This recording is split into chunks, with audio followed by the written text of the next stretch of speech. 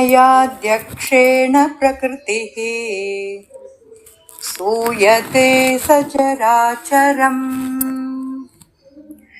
हेतुनानेन कौन्तेय जगद्वित्परिवर्तते। నా యొక్క నిర్దేశంలో పనిచేస్తూ ఈ భౌతిక శక్తి సమస్త చరాచర భూతములను జయింపచేయును. ఓ కుంతీపుత్రుడా, ఈ కారణం వలన భౌతిక జగత్తు మార్పుకు లోనగుచుండును. ఇంతకు క్రితం శ్లోకంలో వివరించబడినట్టు భగవంతుడు తానే స్వయంగా జీవస్వరూపముల సృష్టిలో పాలు పంచుకోడు.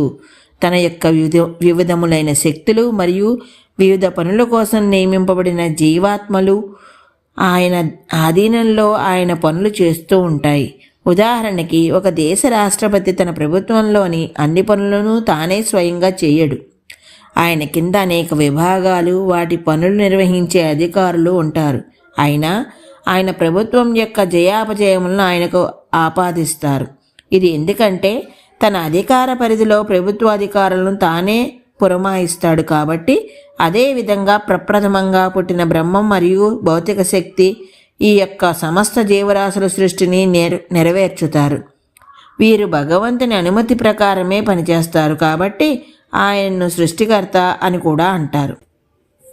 అవజానంతి మాం మూఢాః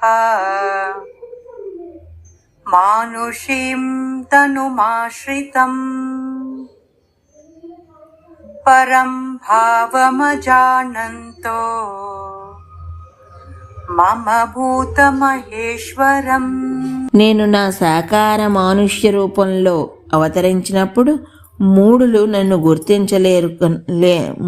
గుర్తించలేకున్నారు. సకల భూతములను పరమేశ్వరుడైన నా వ్యక్తిత్వం యొక్క దివ్యత్వము వారికి తెలియదు.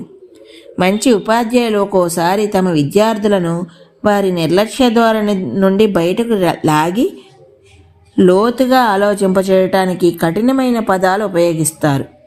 ఇక్కడ శ్రీకృష్ణుడు మూఢ అన్న పదం వాడాడు. అంటే తెలివి తక్కువ వాడా అని అర్థం. దీన్ని తన సాకార రూపాన్ని తిరస్కరించిన వారిని ఉద్దేశించి వాడాడు.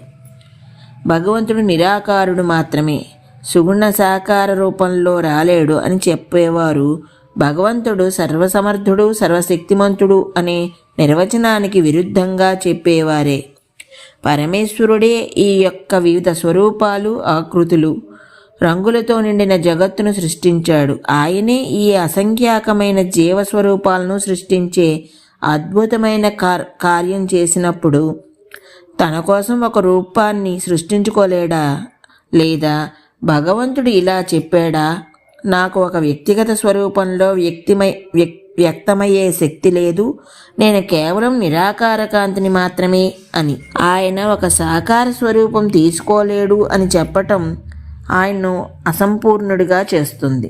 ఈ రోజుకి ఎక్కడితో ఆపుతున్నాను, మిగతాది రేపు చెప్తాను. అంతవరకు ధన్యవాదాలు.